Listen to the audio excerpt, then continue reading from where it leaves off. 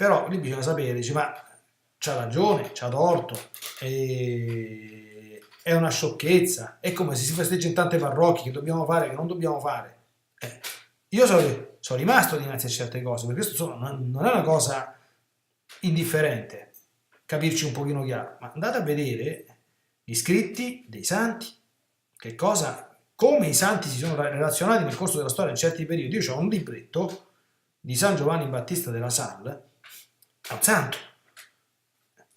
Non lo so se è il caso, io posso pure farlo, non vorrei fare una digressione di questo genere. Che cosa dice riguardo il carnevale San Giovanni Battista della Salle? Delle cose veramente impressionanti, capite?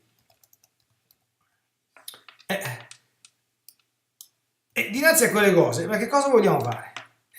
Guardate, vi leggo qualche piccolo straccio, no?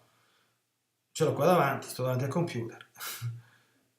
San Giovanni Battista della Salle, domandina, lui scrive le sue istruzioni, no? I doveri di un cristiano verso Dio, si chiama questo libro, dalle opere di San Giovanni Battista della Salle, ok?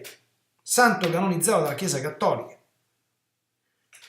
Cos'è il carnevale? È un tempo che i cristiani spensierati e libertini trascorrono tra varie sregolatezze, come riunioni, danze, mascherate, giochi e festine, mentre i buoni cristiani trascorrono questo tempo nel ritiro e nel silenzio. Già basterebbe metterci punto e basta, capito? Punto e basta. Vado avanti? Chi l'ha istituito il carnevale? Risposta: i cristiani spensierati e libertini, sia per proprio istinto, sia perché spinti dal demonio. Lo immaginate?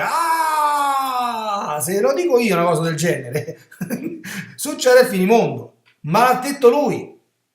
Capite l'ignoranza? Guarda, qui stiamo parlando di speculum iustizie, perché speculum iustizie vuol dire che tu devi essere un riflesso terzo della divina volontà, senza mischiarci la tua, nell'agire ma anche nel pensare. Cioè, ho detto, qual era il grande desiderio? Tu vuoi veramente sapere tutto quello che Dio vuole? Vuoi fare la sua volontà? Vuoi essere santo veramente? O no? O preferisci fartela la tua religione comoda, d'accordo? Senza troppi paletti, senza troppe questioni? Ve leggo l'ultima, le ultime due. Poi mi fermo, guardate, ce ne stanno 7-8 pagine riguardanti il carnevale in questa istruzione. Dice, perché quei cristiani spensierati e libertini hanno pensato ai giorni di carnevale?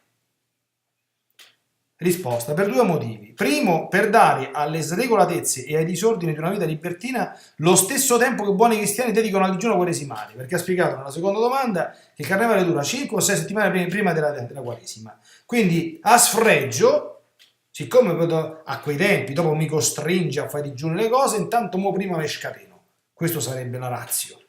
Secondo, per disporsi, vivendo sregolatamente, a trascorrere la quaresima nella licenziosità, in opposizione a buoni cristiani che si dispongono nel ritiro e nella preghiera a trascorrere santamente la quaresima, seguendo lo spirito della Chiesa. Non è la Madonna dell'apparizione privata X, ma non è vera non è vera l'apparizione. Non è vera. Togliamo l'apparizione, non è vera. Non è riconosciuta, non è vera. Questo, San Carlo Borromeo e Santa Faustina Kowalska, San Filippo Neri, una montagna di gente che durante il carnevale, non soltanto che non festeggiava, era raccomandato di non festeggiare, ma faceva penitenza per tutto il periodo, per tutti i peccati che venivano commessi. E non al carnevale di alcune zone del mondo, tipo Venezia o tipo il Brasile, che ne fanno veramente tutti quanti i colori. Il carnevale ipso fatto tutto e basta, dovunque si festeggi.